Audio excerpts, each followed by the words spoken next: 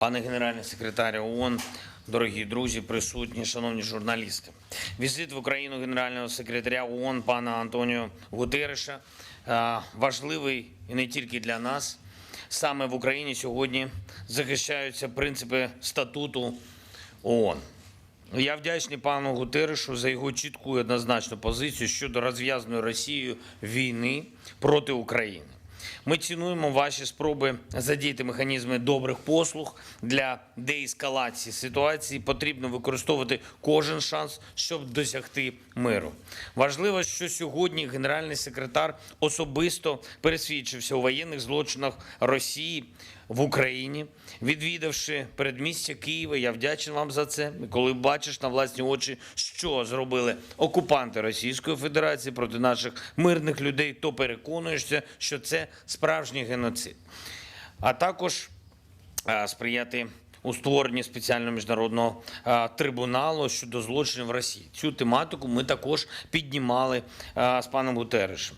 Моніторингова місія ООН з прав людини зі свого боку має продовжувати документувати усі злочини Російської Федерації, російських військових. Правда полягає в тому, що російське вторгнення принесло на українську землю стільки злочинів проти мирних людей, проти мирних міст, скільки Європа не бачила з часів Другої світової війни. І дуже важливо, що пан Гутерреш у Москві порушив питання евакуації наших людей з міста Маріуполя, зокрема із заводу «Азовсталь». Ми бачимо, що попри слова президента Росії про нібито припинення військових дій в Маріуполі, територія заводу «Азовсталь» зазначає варварських бомбардувань від російської армії. Ці бомбардування тривали навіть під час переговорів пана генсекретаря у Москві. Україна готова до невідкладних переговорів для евакуації людей з Азовсталі та до миттєвого втілення досягнутих домовленостей. Очікуємо також ставлення людського до цих людей від Російської Федерації. Розраховуємо, що ця частина місії пана генерального секретаря буде результативною. Готові усіляко цьому сприяти. Закликав пана генерального секретаря докласти зусиль для того, щоб зупинити депортацію громадян України в Росію. Росія незаконно і примусово переміщує дорослих та дітей. Вже сотні тисяч українців фактично вкрадені.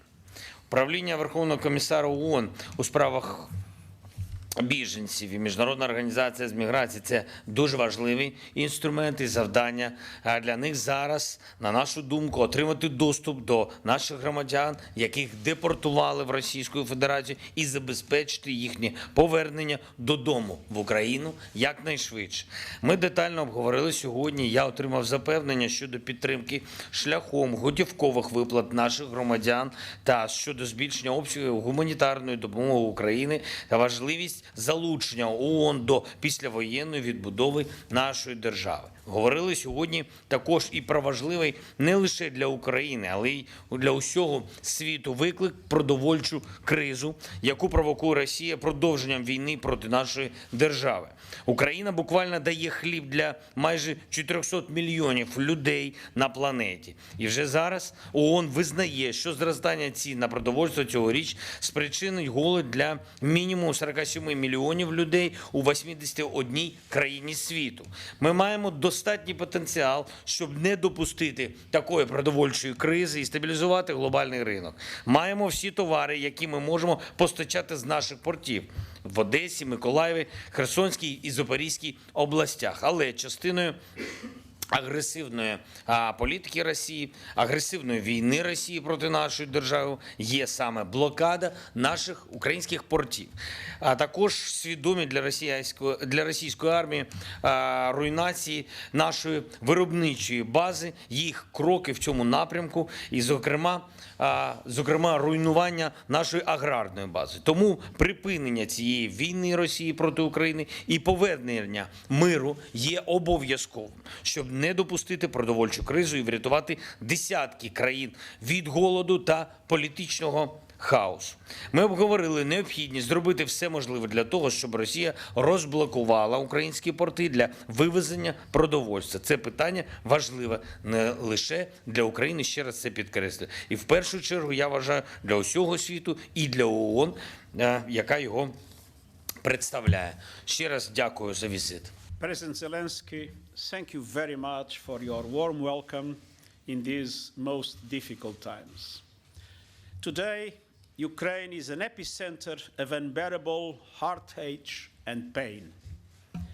I witnessed that very vividly today around Kyiv.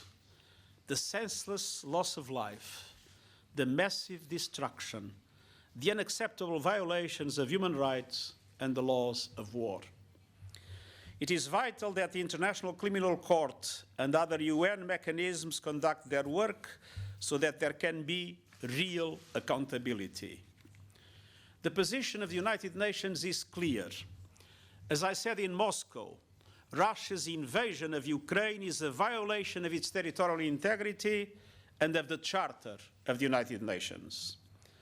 And I'm here to focus on ways on how the UN can expand support for the people of Ukraine, saving lives, reducing suffering, and helping find the path of peace. I want Ukrainian people to know that the world sees you, hears you, and is in awe of your resilience and resolve. I also know that words of solidarity are not enough. I am here to zero in on needs on the ground and scale up operations. Let me be very clear. The Security Council failed to do everything in its power to prevent and end this war. And this is a source of great disappointment, frustration, and anger. But the men and women of the United Nations are working every day for the people of Ukraine, side by side with so many brave Ukrainian organizations. I salute the more than 1,400 staff of the UN, the vast majority of whom are Ukrainian nationals. They are on the ground in 9 operational hubs and 30 locations. Many have been here from day one, and we have sent in additional personnel since then to serve the Ukrainian people. They are engaged in an enormously complicated mission under difficult conditions. This is one of the fastest scale-up operations we have ever undertaken, and we are very much aware that not everything is perfect. Whatever we can provide pales in comparison to the needs. And I'm here to pledge that we will boost our efforts across the board, coordinating with the Ukrainian government every step of the way. Until now, we have provided life-saving humanitarian aid to 3.4 million people inside Ukraine, and we are aiming to more than double that number to 8.7 million by the end of August. Some recent estimates show a worst-case scenario in which some 25 million people could be in need of humanitarian assistance by the end of this year. We hope this scenario does not materialize, but we are obliged to plan for it.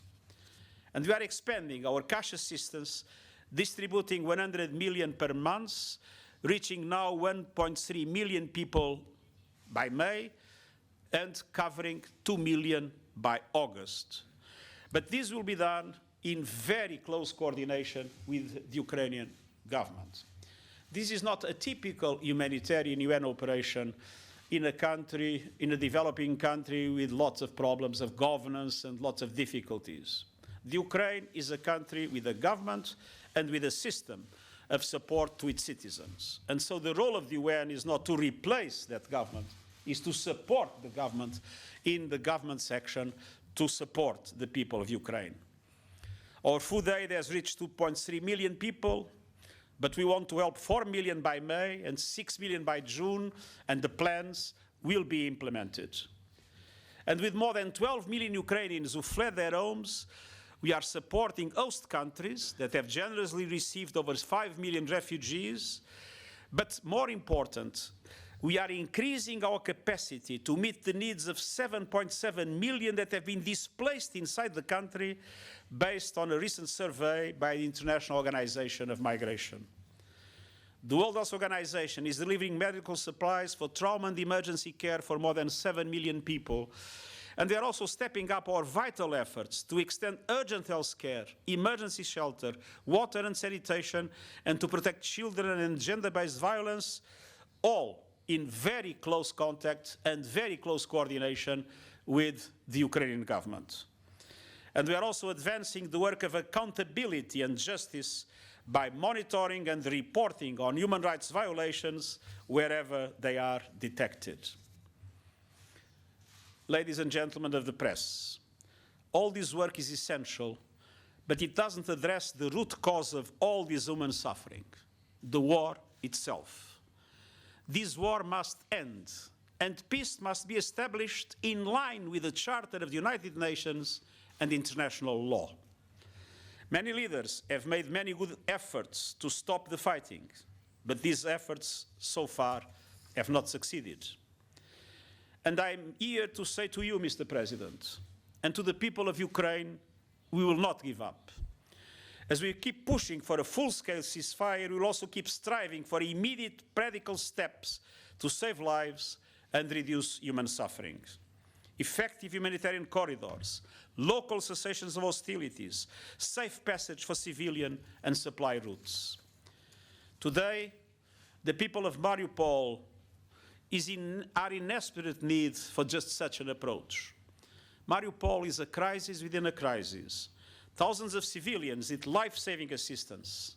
Many are elderly, in need of medical care, or have limited mobility. They need an escape route out of the apocalypse.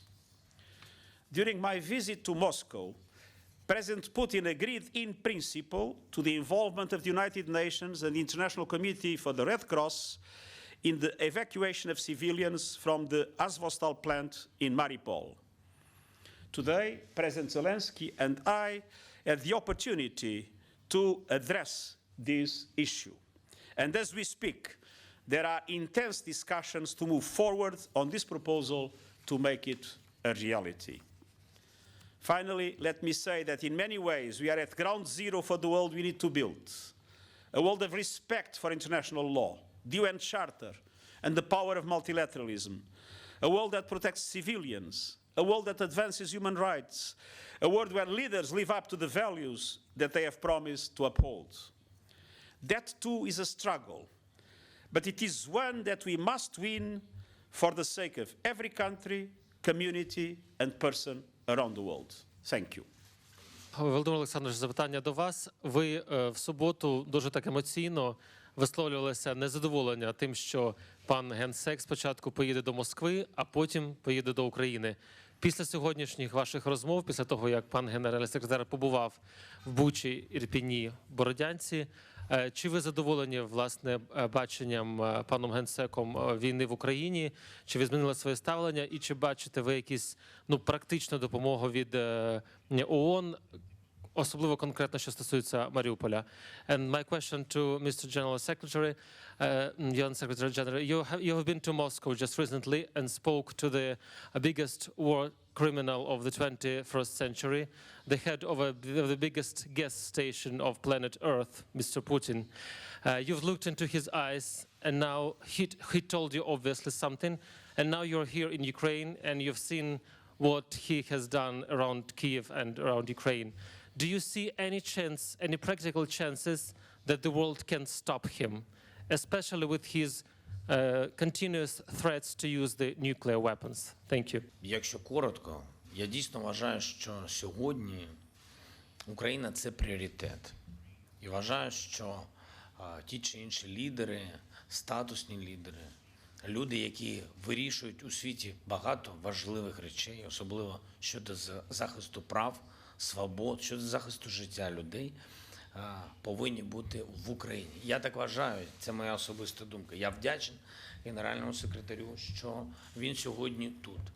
Я вдячний йому за те, що головне питання, про яке ми сьогодні говорили, це порушення прав, свобод в Україні, Російською Федерацією. І найголовніше, що ми можемо зробити, що ООН може зробити для того, щоб дійсно розблокувати Азовсталь, для того, щоб дійсно зберегти життя людям. Ми сьогодні приділили цьому питанню багато часу. І я буду вірити, як і ви, а перш за все, як всі ті близькі люди, тих людей, які там заблоковані, що генеральному секретарю і нам всім вдасться отримати бажаний результат, отримати назад живих людей.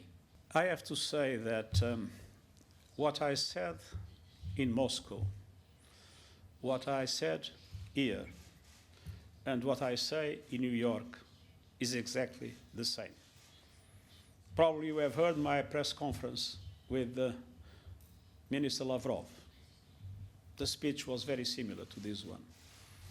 You have eventually see the part that the Russian television has given of the conversation between President Putin and myself. And you heard me saying to President Putin the same things I said myself. So it is being coherent with the defense of the values of the UN and the values of the UN Charter. And one of the values of the UN and the UN Charter is that the territorial integrity of countries must be respected. This is fundamental from the point of view of international law. And I hope that, as in everything else in life, law will prevail. Yeah, Mr. President Zelenskyy, could you please say what are actually the security guarantees you were asking from the Russian Federation for the humanitarian corridor out of Mariupol? And Mr. General Secretary, could you please tell us a little bit more about the general principle what Mr. Putin agreed on when you met him in Moscow a few days ago? And what will the UN do if the Russian Federation is violating these general principles the President agreed on? Thank you very much. Madam, what do you want? Do you want the people to be rescued, or do you want me to say something that will be an obstacle to that rescue? At the present moment, I can only tell you we are doing everything we can to make it happen. I'm not going to enter into any comment that would undermine that possibility, because my first and only priority is the people that suffer and the people that must be rescued. That's exactly what you want, is to me to say things that would not facilitate the what we are doing at the present moment is to guarantee that that happens. I cannot admit that it will not happen. If it will not happen, I will take the right decisions at the right moment. And about the time frame, you can say anything about the time frame? Again, I am working with only one objective, not to shine in the media. I'm being very boring to the media on purpose, because the only way to ensure the rescue of people is to be boring to the media, because we have enough difficulties by themselves. Головні гарантії безпеки для мене після того, що ми втратили 500 тисяч людей, які були просто вивезені і депортовані на територію Російської Федерації, а згідно навіть тих чи інших офіційних медіа Російської Федерації, вони сказали, що вже 1 мільйон вони прийняли. Ну, вони кажуть, що вони прийняли 1 мільйон людей, а ми знаємо, що депортували силою 500 тисяч. Так ось головні гарантії для мене на сьогодні, щоб ці люди, скільки б їх не було, щоб вони були живі, і вони не були рабами, а самі обирали, куди їм їхати. І я знаю їх вибір, щоб вони були вивезені на територію, яку контролює Україна. Дякую. Інтерфакс Україна. У мене запитання до пана генерального секретаря. Перше, ви самі сказали сьогодні, що Рада безпеки ООН не виконала ті функції, які від неї очікували. Скажіть, будь ласка, яким чином, з вашої точки зору, треба реформувати Організацію Об'єднаних Націй для того, щоб вона була ефективна в вирішенні конфліктів і не повторила в майбутньому шлях Ліги Націй? І запитання до пана президента. Ми говорили кілька днів тому про можливий псевдореферендум в Херсонській області. Він не відбувся, який мав бути сьогодні. Але з іншого боку з'явилася інформація про підготовку наступного референдуму вже в так званих ДНР, ЛНР про приєднання до Росії. Принаймні в Маріуполі деяким дітям вже вчителі пишуть, що Маріуполь – це Ростовська область. Як ви знаєте, сьогодні ця інформація була. Якою буде ваша реакція? Дякую. As I said, the UN is not only the Security Council. The UN is also the General Assembly. And the General Assembly was clear in this regard. And the UN are all the men and women that are working in different parts of the world to support people that are victims of war, that are victims of conflict. I have not the power to reform the Security Council. I have no illusions about the possibility to do it immediately.